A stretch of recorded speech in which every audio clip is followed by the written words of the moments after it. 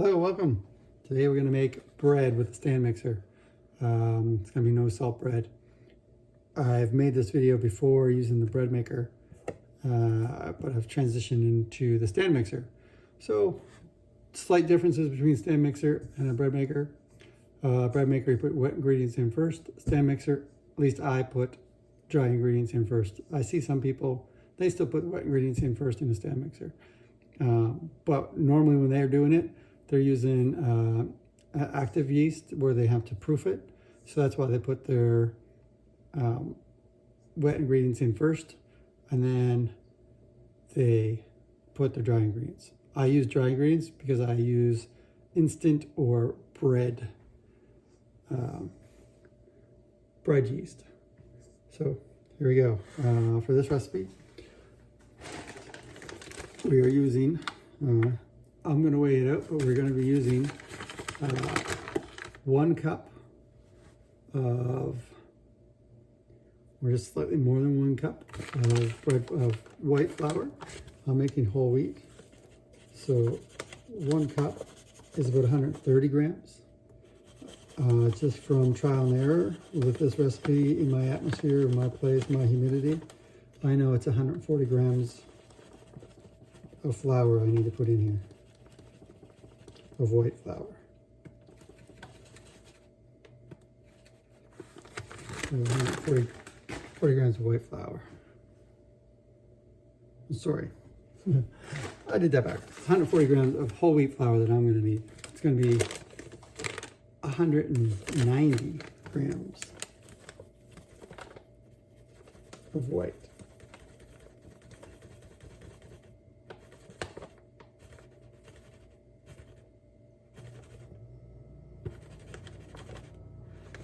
And you have it. 190 grams of white flour in the caboot. And then 130 grams for, like I say, for my area, it's 140 grams of whole wheat flour. We do whole wheat flour because it's a little bit healthier for them. It's a little bit more nutrients.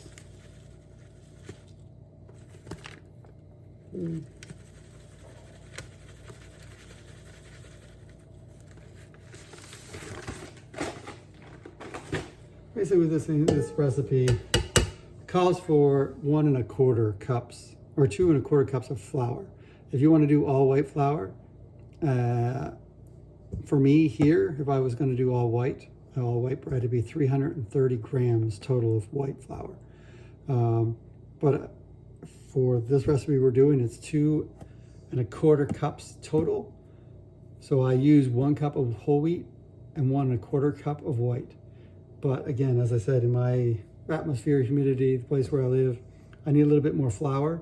So therefore, mine almost equals like 2.5 cups of flour with what I do. So it's 140 grams of whole wheat flour and 190 grams of white flour. Sounds like I'm repeating myself a lot, but I hope you get all that. Okay, so we got that in there. All right, I'm gonna do sugar. Sugar is about 12 grams per tablespoon. So again, weighing everything, I'm gonna put that in.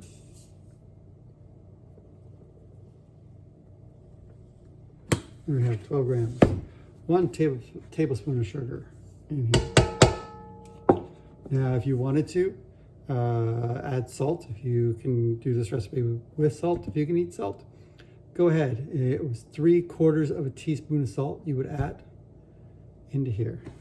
I also don't use milk. I use milk powder.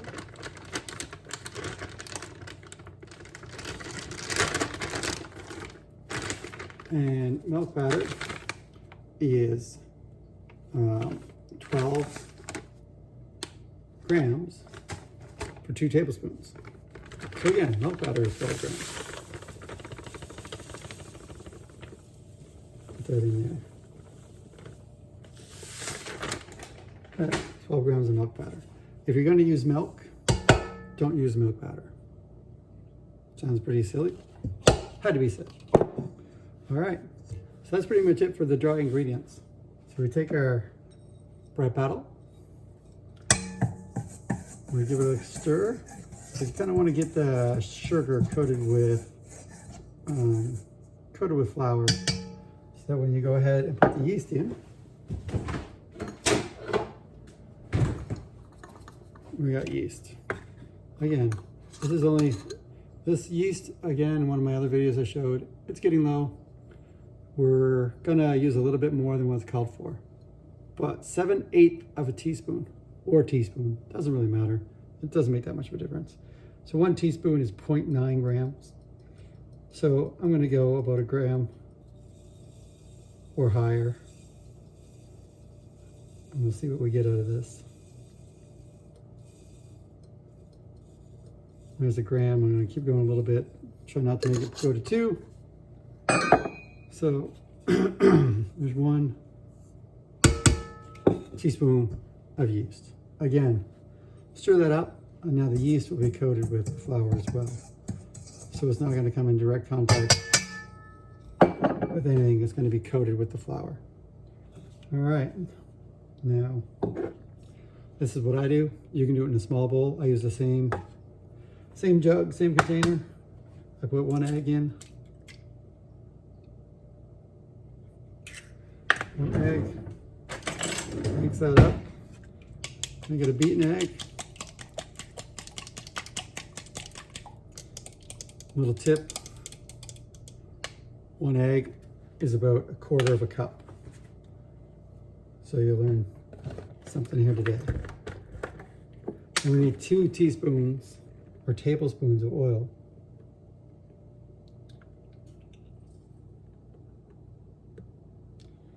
Make 1/8 of a cup. 2 tablespoons make 1/8 of a cup. Now 1/4 and 1/8 make 1/3. Now we need 2/3 a cup of water.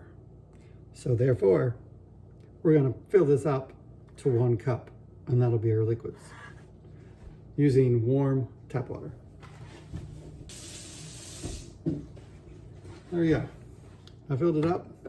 We got 1 cup. That's 2/3 cup water, an eighth a cup of oil, and 1 egg will make 1 cup. So now we're going to put our paddle wheel, or our bread wheel on. Bread paddle on. We're going to put our liquids in.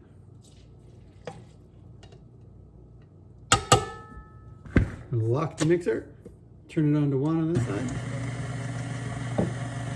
We'll let that mix for about 2 minutes. We'll see the consistency, and I'll let you know. Okay, so this is what it's looking like right now.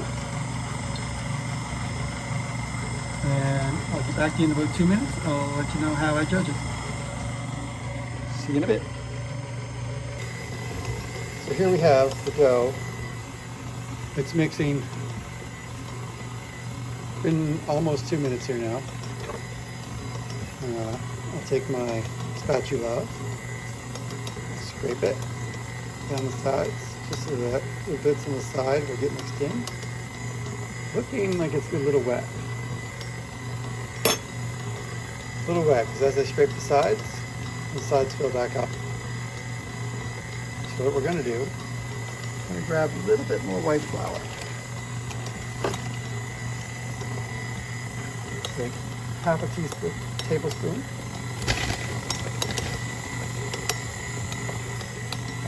Dump it in. The consistency you're looking for is that bread doesn't stick to the sides, but sticks to the bottom. Almost in every bread making, you want it to still be sticky. Anything you make that's bread related, almost everything. You want it to kind of be a little bit sticky, a little bit tacky. But the only thing that isn't is pizza dough, that I make anyway. Pizza dough, you want it to be almost a satiny finish. So that's sticking to the bottom okay there. I'm going to try to clean off the sides again a little bit. See what happens.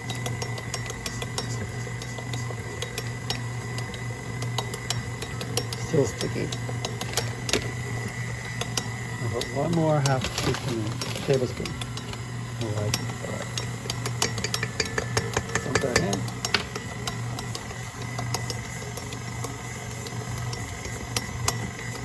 There we go. That's coating okay. You can almost see how the flour is almost, remaining on the sides a little longer. That'll tell you that you almost got it right. Put this down.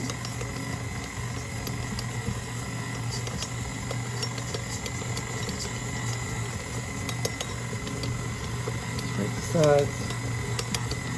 Pass it around. Without losing the spatula like I did earlier.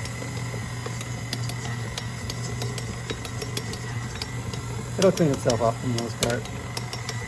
Once we turn it up. There's our speeds. We're going to go from 1 to 2. And let that mix up. You can see that last half of the tablespoon might have been a little too much. But we'll see. It's still going to mix up a little bit. Alright, we'll let that mix for 8 minutes. We may need to add a little bit of water now.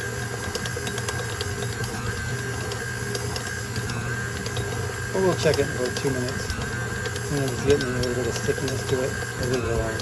If not, we'll add just maybe a teaspoon of water. Here we have it. It's been running now for about 8 minutes. As you see, it's cleaned up nicely around the side and the edges of the bowl. Everything's good, but it doesn't look quite sticky at the bottom. I left it going, so this is my test. I stopped the mixer, unlocked it, I lifted it up. You see that? It's still sticking to the bottom. So it's still a little sticky.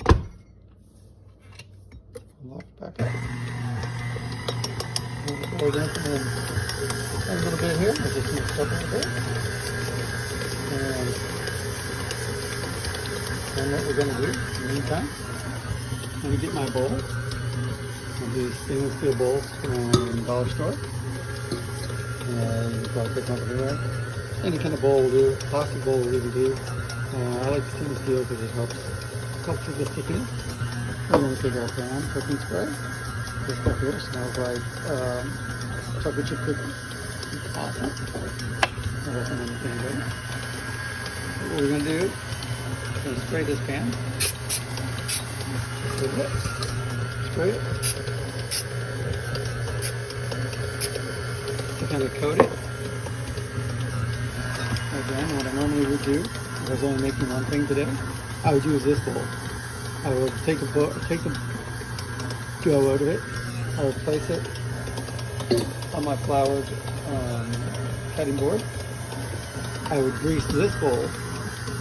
I would take my dough from here, form it into a ball, put it back into here, cover it, and let it sit.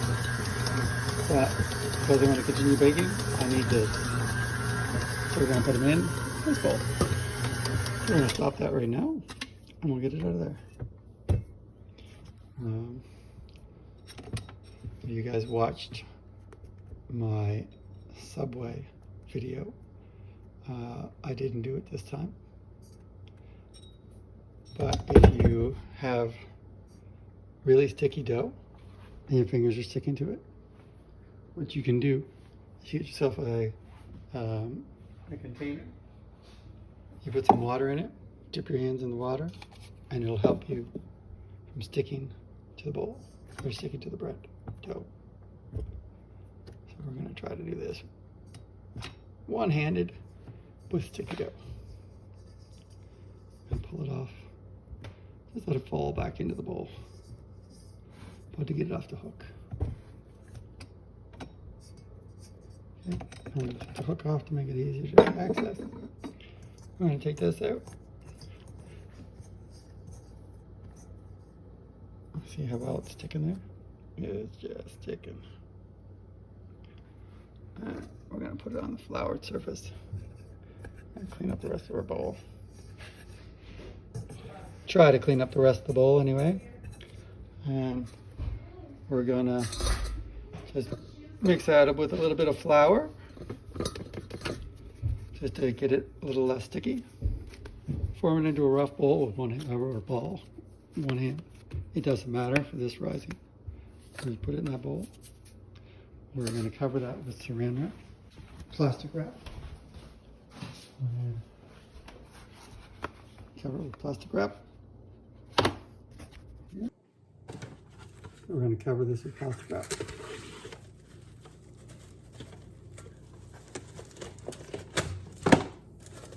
Seal in the moisture.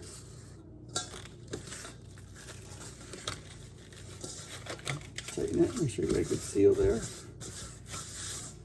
That.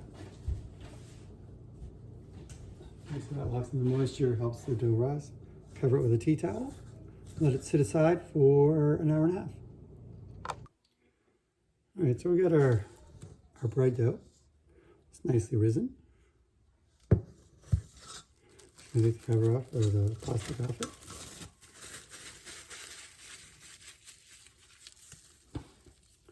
And I'm going to prepare the pan that's going to go into for its last rise. I'm going to spray it just lightly. Spray it with the cooking spray.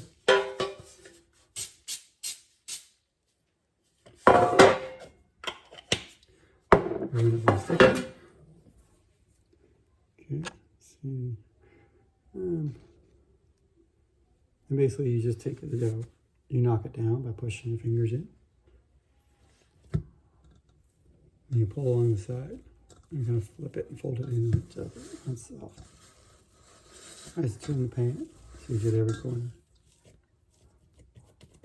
Now we're going to do a little bit of almost kind of like a kneading. We're going to take one side and lift it up, stretch it out, and basically what I'm doing inside the pan is I'm going to fold it on top of each other like that. Then I'm going to push down with my knuckles like this, flatten it out. And then I'm going to take the long side again, stretch it out, fold it over, knuckle it, turn it a quarter turn, take it, stretch it out, fold it again, push it down. One last time, one last corner, stretch it out, fold it over, punch the air out. Okay, now all I need to do is just form it into a loaf. So I'm just gonna, basically you take your fingers, you curl them under, push this side over, and let go. And you keep on doing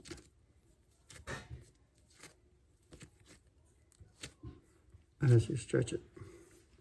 Once it goes on the other side, it kind of stretches it, allows you to break some of that glucose up, some of the bonds, some of the forms. Stretches it out. With this wheat, with the wheat bread, it really, the grains in the wheat really break it up and break it open. We're just going to keep doing that, form it into kind of a loaf size. Doing that, form it into your loaf size, form it into like a loaf, and put it in the loaf pan.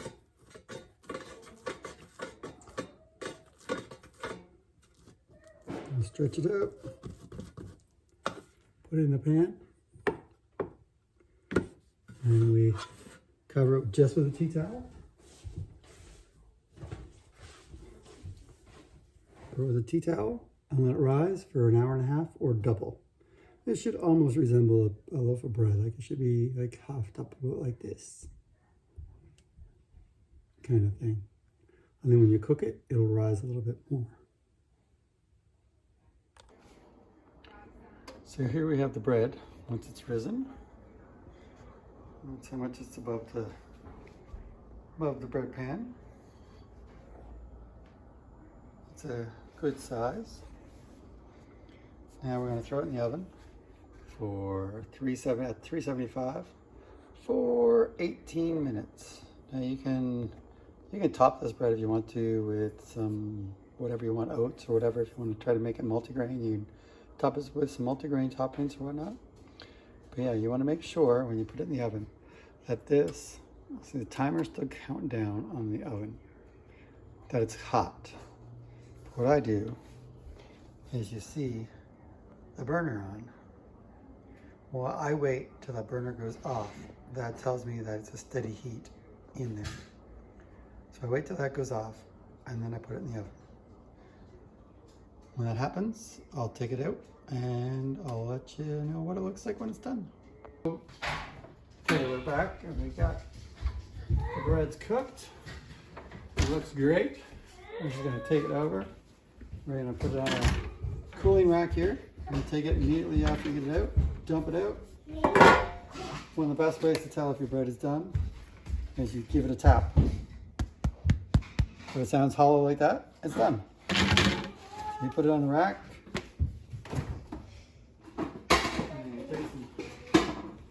We're going to take a stick of butter. You just take a stick of butter.